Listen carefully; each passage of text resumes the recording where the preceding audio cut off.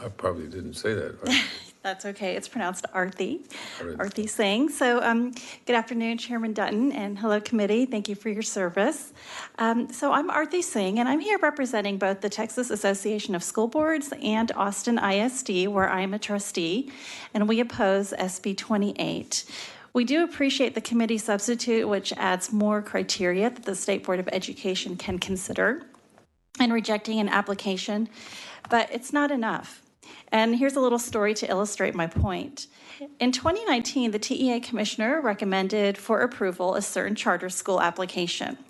Now, while the district has tremendous respect for TEA, there were critical flaws in the charter school's application that came up only because of the State Board of Education's due diligence.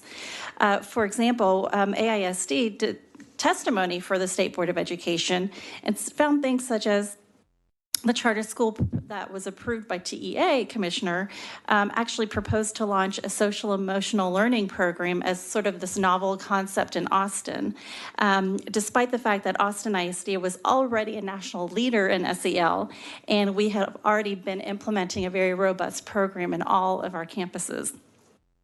Moreover, the applicant had a grossly inadequate number of counselors in their budget to support the SEL program that they were proposing. Finally, the charter school proposed to serve a much smaller proportion of English language learners and students in special education than what nearby AISD schools were already serving. And that was obviously inequitable.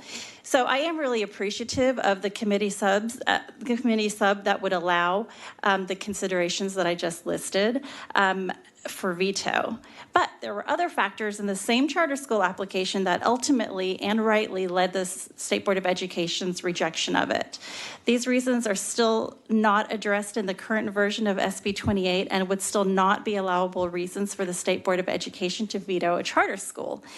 For example, the applicant stated that they were working closely with a national SEL organization to inform their curriculum, but when we called that organization, they were like, we've never worked with them.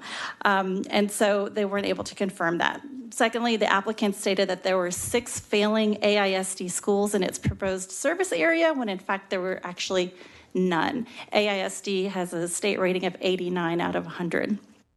The charter school had no local governing board members accountable to the families that they were serving, and this is very important. So ultimately, we request you take out the language listing the specific veto considerations from this bill. Thank you.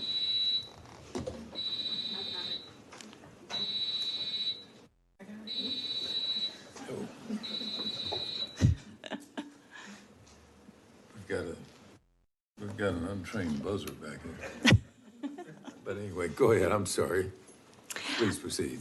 Oh, okay. Well, I ended it prematurely, but basically we would like to request we actually remove all of those list of specific considerations, only because I don't think that we can possibly anticipate the large number of reasons that could emerge to veto an application. So we wouldn't want to limit it to what's just in the bill right now. And I just want to close by saying, you know, with this idea that the State Board of Education is an elected body charged with important oversight responsibilities, and we really should not do anything to hobble its ability to do its job on behalf of Texas students and taxpayers. Well, thank you.